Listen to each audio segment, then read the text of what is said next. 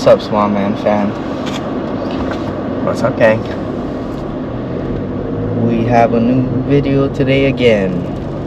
What's new? I want to talk about tomorrow night. We're gonna have a special guest instructor at UFC.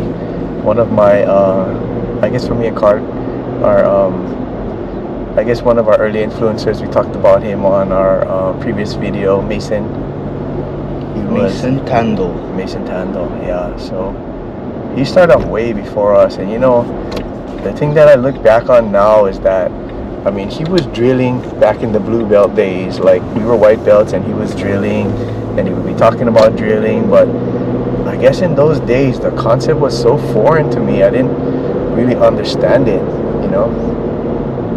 Well, in the last year or so, I really started to understand what drilling meant and how it can help leverage our game. Yeah. Well, we kind of just experimented, right? Because no one really. It seems self-explanatory, but if you don't dedicate time toward doing it, you know, some of the movements you learn might get rusty. So that's where it comes in. Yeah. Yeah, because you know, drilling doesn't mean trying something 2 or 3 times and then okay, next. Like, especially lately, what we've been doing is, well, it's been a little bit more of a sequence we try to drill, yeah. But we'll just work it. Or at least some main pieces. Some of the main pieces. Take more focus. Yeah, we'll go over it like a number of times, right? Till we get closer to what I'm doing. I mean, I've actually worked some of the stuff like multiple days even, yeah. But I still don't feel good with it, right? So we take stuff that we get from class, you know. Maya shows us something, we take it and we work on that and we drive through that, yeah. Just really trying to understand the pieces and the mechanics. The mechanics is mainly what we try to focus on. But that's our, that should be your idea when you guys drilling, right? You want to try to hit every piece of the move, like how the instructor is showing, you know, something that could be properly executed and done in a tournament that could be strong, right? That's trying to understand like those kind of pieces just to make the technique a little bit better. So that's the ultimate goal, right?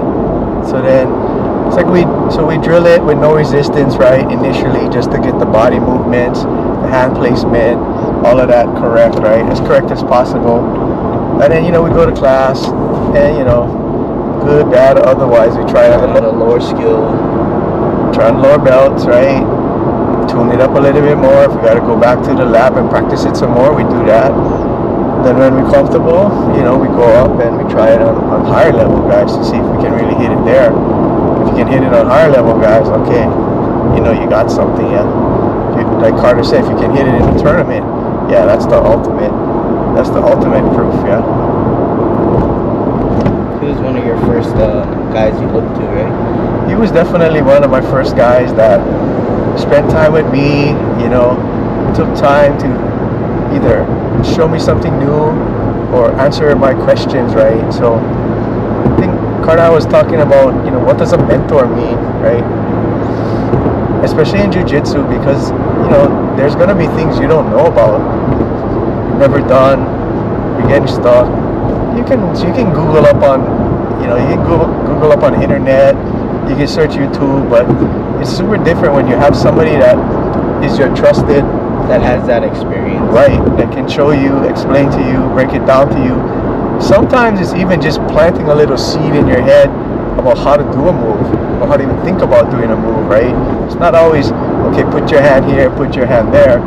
It does help that, you know, I was talking to one of the guys last night, and a concept that, you know, we learned from Maya early on is kuzushi, right?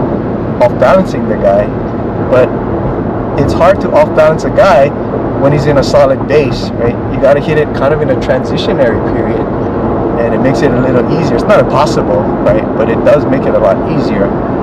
So having a mentor, someone you trust, right?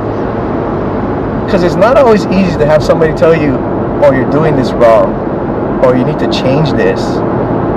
Can you speak from experience? Yeah, I mean, well, when Carter and I were training, right, I always thought what I was doing was good enough. But that's where my jiu-jitsu was good enough, right? It really wasn't where I needed it to be. So he took me somewhere he took me to Trickster and showed that it wasn't good enough, right? So I trusted him, right? It's like most people out there, right? Especially when you're early on or even in midway to your journey, try to look for somebody that's your training partner, your coach, somebody that you can look up to and trust. And if you put your full faith in. And not try to question or challenge, or if they say try to do this, then you have an answer to that. Yeah, it should be, oh yeah, that's a good idea. Let me try that, right? I believe in what you're saying, and that'll help push me to the next level.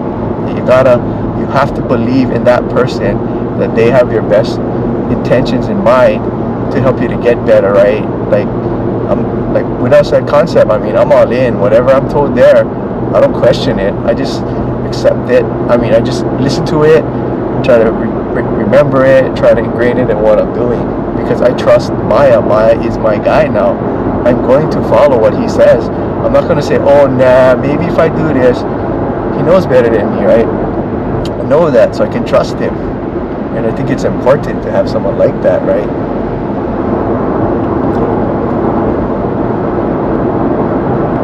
So your mentor was Mason, and now our mentor is Maya. Yeah. So again, we're gonna be fortunate to have Mason come out to UFC tomorrow, show us some of his techniques that he uses, right? Tried and true. I think that's the other thing I like about being a coach at UFC. We can bring back some of the OG guys, yeah.